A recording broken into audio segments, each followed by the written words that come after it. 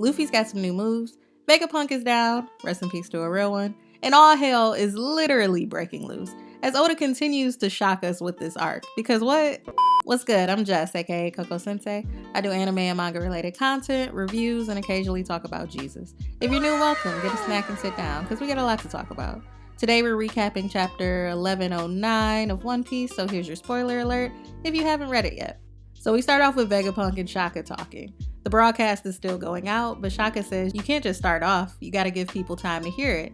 So they bicker amongst themselves about how the information might be manipulated and how they should send a signal through every Navy base in the world and output it at maximum strength. But of course the visual transponder snails will take time to set up, which is funny how they're casually just sitting there talking, and the fact that Vegapunk just left all of this in there. We see Luffy looking over curious, and Saint Saturn is wondering, what are you gonna tell the world, Vegapunk?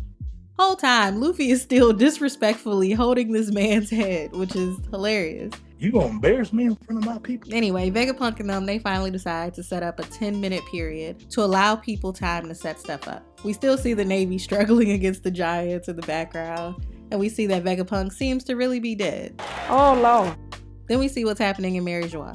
The signal is being played there too, and we see some telepathic talking between the gorocei, which is wild. They ask Saturn what happened to Vegapunk. Saturn tells them that Kizaru killed him and confirms that Vegapunk should definitely be dead right now. So they put two and two together and realize that this setup message is in the event of Vegapunk's death. And they say, who knows what he might say? Then they talk about finding the source of the message, which is probably coming from the Labo phase, but it's protected by that barrier. Vegapunk and his satellites are still so unserious as a group, because next they're still talking. They're like, well, 9.5 minutes left to kill, what now? Someone want to invent something? I'm rather busy. Why not have some coffee? I'm sure Vegapunk didn't think such a major event would be happening during the time of his death, but I mean, bruh. Next we see the world responding to his message. We see Princess Rebecca and Leo, the leader of the Tontada tribe. They're talking, saying, is this the Professor Luffy land took hostage? What's going on over there? And Rebecca's like, Leo, do you really believe the horrible article about Lucy? Then we see Windmill Village. We see some random Tao folk. They say, well, what's this? I thought this was news about Luffy getting in trouble again. And someone says, I told you our village needed a visual transponder snail to the mayor. And the mayor became a black mom in that moment because he was like, y'all got transponder snail, buddy? You go feed it? Okay then. Listen to the sound alone and you gonna like it. And when I was reading that, I was like, I know that's right. Listen. we got a transponder snail at the house. Y'all just listen to this little broadcast and shut up. Then we cut to Water 7 and see Iceberg being woken up in the middle of the night by his new assistant, who low-key looks a lot like Khalifa. I haven't read all the cover stories, but apparently she was in a previous one. She lets him know that the transponder snails are all set up. Then we see the World Economic Journal headquarters, and that's Big News Morgan's base. We see Vivi and Warple are still there. Big News Morgan notices that this is a previous recording by the clock behind Vegapunk, and he says there's currently a buster call happening on Egghead, so this must be playing while everything's burning to the ground. Next we see the West Blue, North Blue, and the South Blue. And I love when Oda does these because his world building is top tier, so these moments showing us how the world is responding is always fun. Then we see the Kamabaka Kingdom, the Revolutionary Army is watching, and then we see Dragon remembering when Vegapunk told him he was about to die.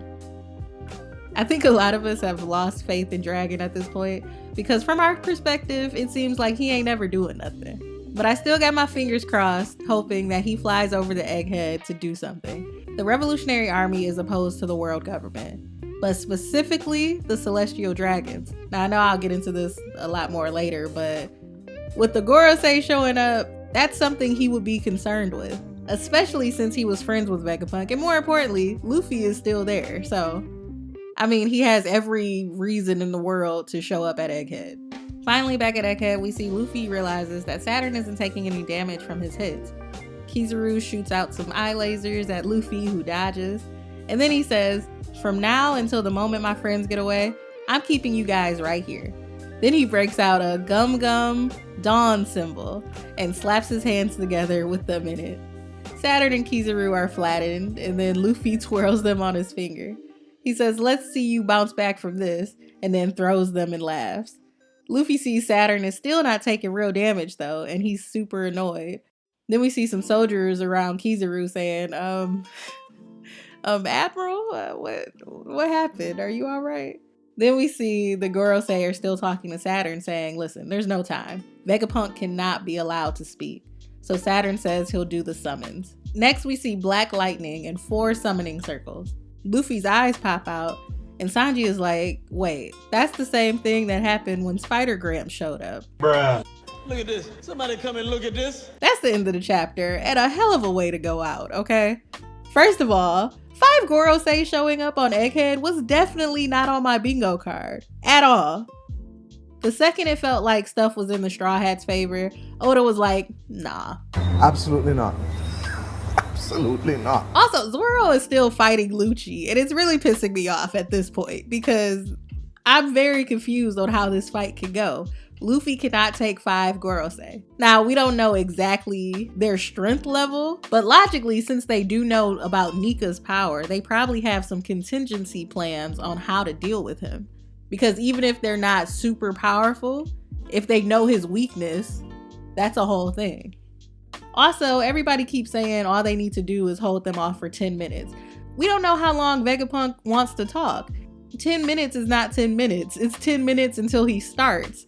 And then it could be 10 more or 20 more after that. Who knows how long his message is actually going to be. If it was something short, he wouldn't need 10 minutes for everybody to show up for him to say 2 sentences. You know what I'm saying? So there's a lot being set up right now. Oda is showing us with Egghead exactly what he meant when he said the final saga has begun. Okay? Drop your fight predictions in the comments. Who do you think is going to help Luffy go against the gorocei? Also, what do you think Vegapunk is going to say? I'm still very curious. I wonder how many more chapters we're going to have to wait. We all know anime time is not the same as our time. So if you want more videos like this, remember to like and subscribe. And turn on that notification bell so you know when I'm dropping that brand new hot shit. I'm Jess, aka Coco Sensei, and I can't wait to see you in my next video. Love you guys.